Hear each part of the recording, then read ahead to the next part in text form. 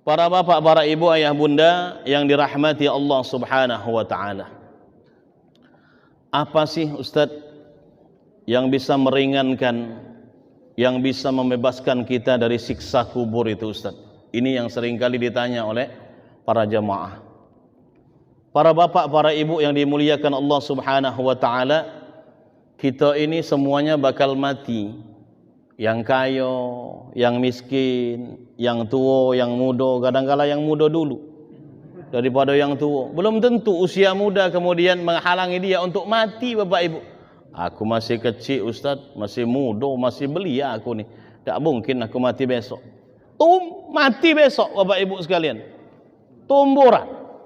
Yang tua sakit-sakitan, lah operasi. Tidak hanya tangannya dipasang cincin, tapi jantungnya dipasang cincin. Kadang-kala tidak hanya satu dipasang, 3 bapak ibu sekalian. Tidak mati-mati, tapi yang muda mati duluan. Banyak yang model macam ini bapak ibu sekalian. Maka para bapak, para ibu yang dimuliakan, yang namanya kematian ini bukan akhir daripada kehidupan kita. Tapi yang namanya kematian ini gerbang menuju kehidupan berikutnya, yaitu alam barzakh. Nanti setelah alam barzakh, kita akan dibangkitkan oleh Allah Subhanahu wa taala menuju yang namanya yaumul ba'si, yaumul qiyamah, hari kebangkitan, yaitu hari kiamat. Kita akan dihisab amal-amal kita oleh Allah Subhanahu wa taala. Jadi bagaimana Ustaz supaya kita selamat dari alam kubur, selamat di alam kubur, selamat dari siksa kubur yang diberikan oleh Allah Subhanahu wa taala? Ini ada salah satu nasihat dari Imam Abu Lais As-Samarqandi dalam kitab Tanbihul Ghafilin. Apa yang dikatakan beliau? Para bapak, para ibu yang dimuliakan Allah Subhanahu wa taala, supaya kita selamat di alam kubur, supaya kita dibebaskan dari azab kubur oleh Allah Subhanahu wa taala, yang bisa kita amalkan, yang bisa kita lakukan di alam dunia ini, apa itu? Yang pertama kata beliau Imam Abu Lais As-Samarqandi dalam kitab Tanbihul Ghafilin ini, yaitu jangan pernah tinggalkan salat 5 waktu. Orang yang menjaga salat 5 waktu, apalagi salat subuh berjamaah macam bapak-bapak yang hadir di Masjid Nur Huda Jakabaring ini, macam ibu-ibu yang ada di belakang yang rutin salat subuh berjamaah, yang rutin salat 5 waktu berjamaah di masjid kita yang tercinta ini, inilah orang yang akan selamat dari siksa kuburnya Allah Subhanahu wa taala. Tapi tidak hanya salat yang sekedar salat, tentunya salat yang berkualitas bapak ibu sekalian. Kalau salat hanya sekedar salat, budak TK juga pacak salat, budak SD juga pacak salat. Tapi salat yang betul-betul menghadapkan hati, jiwa, raga kepada Allah Subhanahu wa taala. Salatul khashi'in, salatnya orang-orang yang khusyuk. Kenapa? Karena ada orang yang rukuknya cuman sekedar nyobai. Ada orang yang sujudnya hanya sekedarnya baik. Sujudnya pecah setempel, cup cup cup. Cak stempel di pucuk kertas, cup macam itu baik. Apakah ini diterima oleh Allah Subhanahu wa taala? Tidak akan diterima sujud yang macam ini sama Allah. Tidak akan diterima rukuk yang kemudian hanya sekedar saja oleh Allah Subhanahu wa taala. Ada sebuah hadis yang mengatakan bapak ibu sekalian, innar rajula la yusalluna salatan sittina sanatan la yuqbalullahu salatan. Ada seorang laki-laki yang salat 60 tahun tapi tidak ada satupun salatnya yang diterima oleh Allah Subhanahu wa taala. Bayangkan Bapak Ibu, 60 tahun salat tapi tidak ada satupun salatnya yang diterima oleh Allah Subhanahu wa taala. Kenapa tidak diterima salatnya oleh Allah Subhanahu wa taala? Yutimmur ruku' wa la yutimmu sujudahu. Rukuknya sempurna tapi sujudnya tidak sempurna. Sebaliknya, yutimmu sujudahu wa la yutimmu ruku'ahu. Sujudnya sempurna tapi rukuknya tidak sempurna. Ini yang menyebabkan salat seseorang tidak diterima oleh Allah Subhanahu wa taala. Maka Bapak Ibu, saya seringkali dapat amanah untuk ngimamin salat di kampung saya sendiri di Tangga Buntung, salat tarawih. Ustaz, kaget bulan Ramadan ngimam di masjid kami. Berapa rakaat? 20 rakaat tarawih, 3 witir Ustaz. Kalau saran saya lebih baik cari ustaz lain baik. Ngapo cak itu ustaz? Ustaz ni pecak dak galak ni an ngimami kami. Bukan dak galak. Kamu tuh kalau minta diimami biasanya nyari imam yang cepat solatnya. Kalau ana terus terang dak baca cepat kata an. Kaget kamu jengkel. Kaget kamu kemudian menggunjing di belakang ana. Ana terus terang dak bisa cepat. Salat ini bukan untuk balapan. Kalau nak balapan di jalan kata anak. Antum biasanya nak cepet tulah. Kalau di Tangga Buntung Bapak Ibu di tempat kami terus terang. Salat tarawih 20 rakaat itu biasanya ditempuh dalam waktu 15 menit Bapak Ibu sekalian. Paling lama 20 menit Bapak Ibu sekalian. Ini paling lama 20 menit itu. Makin cepat imam yang mengimami salat tarawih, makin imam ini dijadikan sebagai idola oleh makmum-makmumnya. Siapa imam kaget malam? Oh, Ustadz Anu. Wah, lemak kalau dia. Cepat, Fatihahnya satu napas. Alhaakumut takasur satu napas. Al-humazah satu napas. Al-ma'un satu napas. Al-fil satu napas. Lemak kalau dia jadi imam, cepat bacaannya. Jam 8 mulai, jam 8 seperempat sudah selesai. Sudah balik galau-galau kita. Masya Allah. Kalau anak tidak bisa, ini salat yang tidak akan diterima oleh Allah Subhanahu wa taala Bapak Ibu sekalian. Kenapa? Rukuknya pasti tidak tumakninah. Sujudnya pasti tidak tumakninah. Kalau nak ngikuti apa kata makmum, bubar jalan Bapak Ibu sekalian.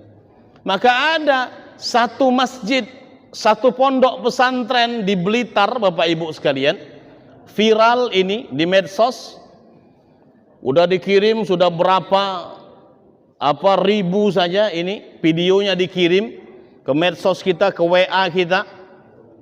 Ada satu pondok pesantren di Blitar itu salat tarawihnya ditempuh dalam waktu hanya 7 menit 20 rakaat Bapak Ibu sekalian. Coba bayangkan bagaimana cepatnya itu salat. Allahu Akbar. Bismillahirrahmanirrahim. Alhamdulillahirabbil alamin. Waladdallin. Amin. Bismillahirrahmanirrahim. Yasin. Allahu Akbar. Sami Allahu liman hamida. Allahu Akbar. Allahu Akbar. Allahu Akbar. Allahu Akbar. Assalamualaikum warahmatullahi. Assalamualaikum warahmatullahi. Allahu Akbar.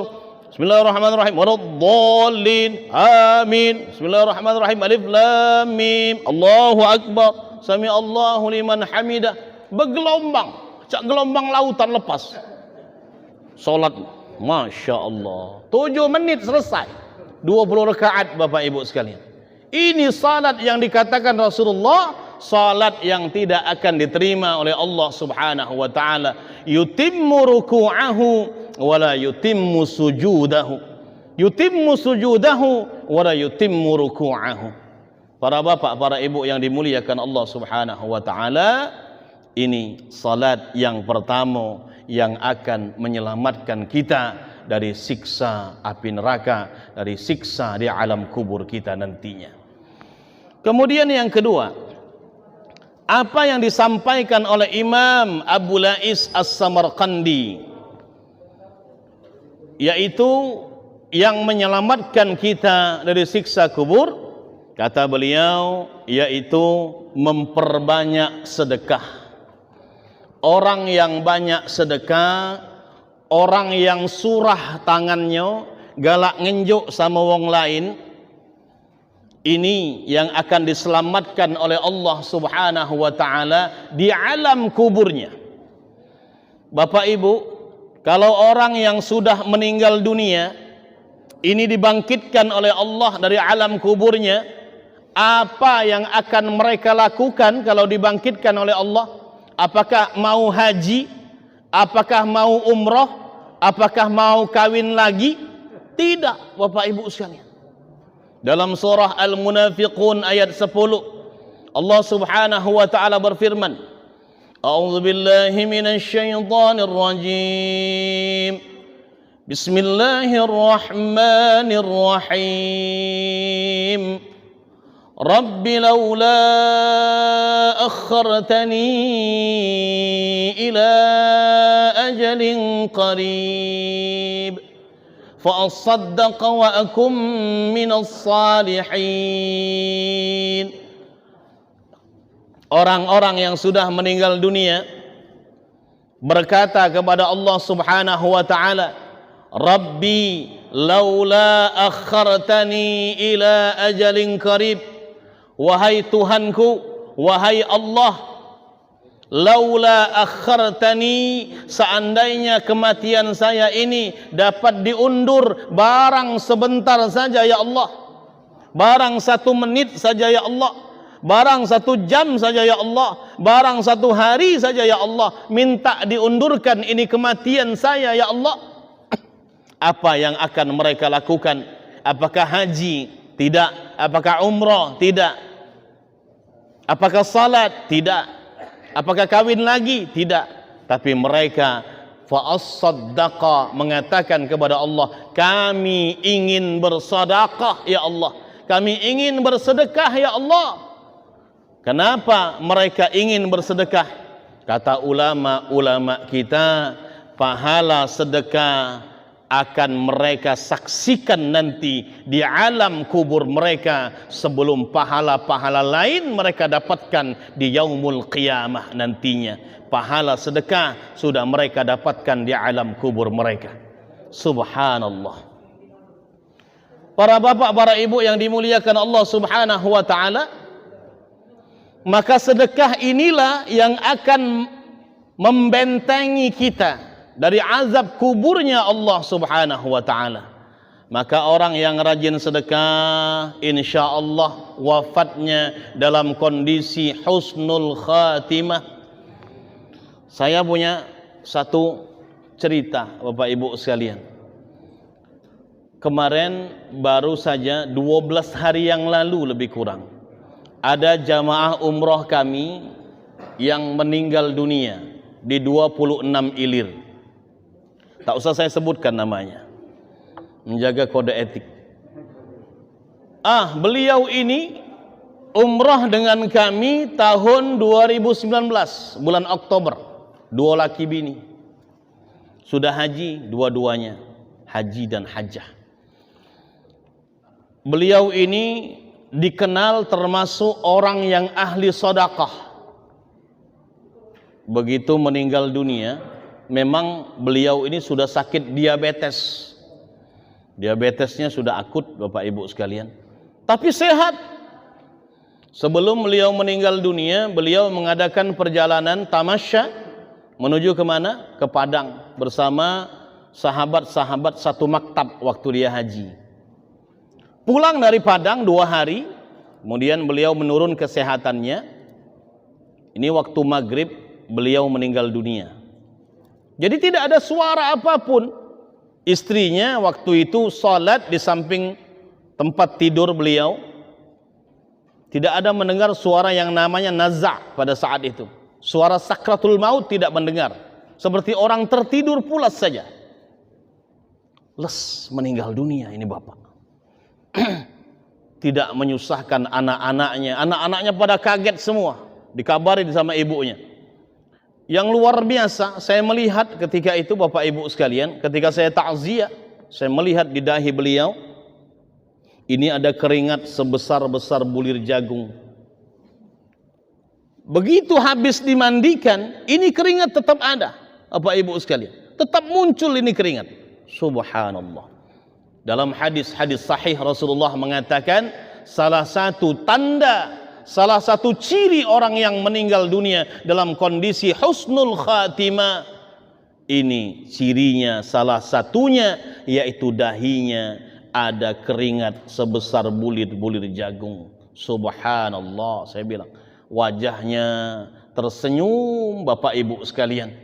Subhanallah, ini balasan dari Allah kepada orang-orang yang rajin bersedekah pada saat dia hidup di dunia.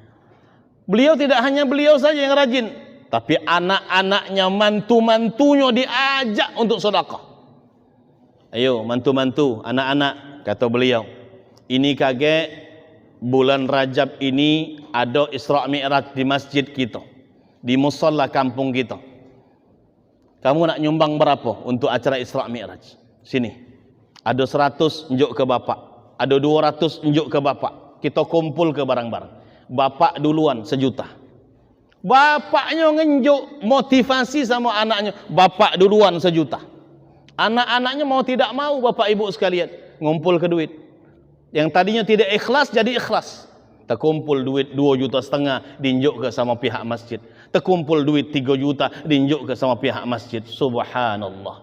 Ini balasan dari Allah Subhanahu wa taala. Sebelum kemudian kita mendapatkan balasan di yaumul qiyamah, di alam kubur, orang yang rajin bersedekah akan dibantu oleh Allah Subhanahu wa taala, akan dijaga oleh Allah Subhanahu wa taala dari siksa kuburnya Allah Subhanahu wa taala.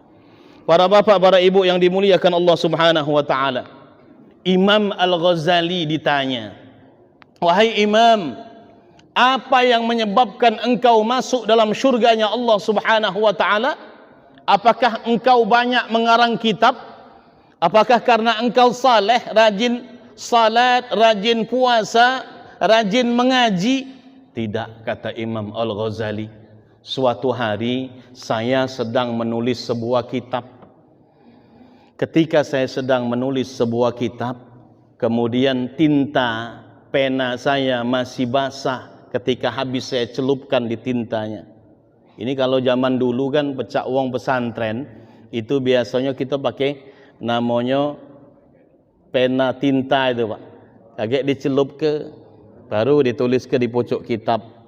Celup ke, tulis ke pojok kitab. Ini bertahan lama tinta Cina ini, Pak. Ini sampai saya ini masih ada, Bapak Ibu sekalian. Tulisannya itu tidak akan pudar. Maka ketika itu Imam Al-Ghazali mengarang kitab, sedang hendak menulis di atas kitabnya, datang seekor lalat. Kemudian hinggap di atas mata penanya, Bapak Ibu sekalian.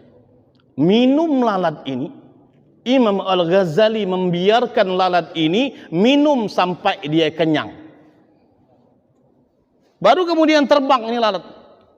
Ternyata bukan karena Imam Al-Ghazali mengarang banyak-banyak kitab.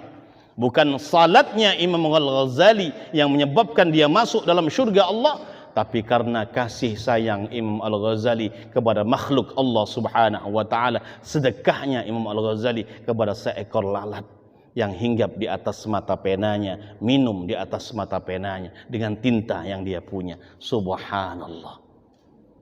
Apalagi kalau ibu-ibu membagikan makanan model macam ini, mengenyangkan perut bapak-bapak, mengenyangkan perut kakek. Ini tidak dimakan dewek sama bapak-bapak, dinjuk ke sama anaknya, dinjuk ke sama cucungnya kakek. Cucung bapak-bapak yang hadir di sini jadi kenyang. Ibu bapak yang memberikan sedekah macam ini akan dihalangi dari siksa kuburnya Allah Subhanahu wa taala. Insya Allah. Ini janji Allah Subhanahu wa taala.